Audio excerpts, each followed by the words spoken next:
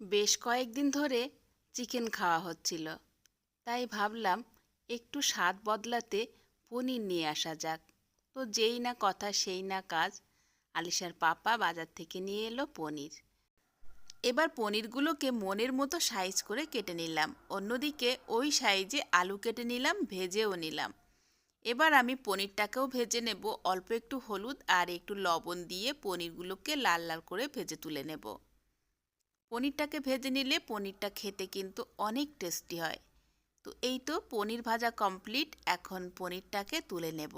এবার ওই প্যানেই দিয়ে দিচ্ছি গোটা গরম মশলা এবং পেঁয়াজ কুচি, আদা রসুন বাটা, হলুদের গুঁড়ো, ধনের গুঁড়ো, কাশ্মীরি লঙ্কা পাউডার, মোটামুটি সব মশলা দিয়ে ভালো করে কষিয়ে জল দিয়ে দিলাম।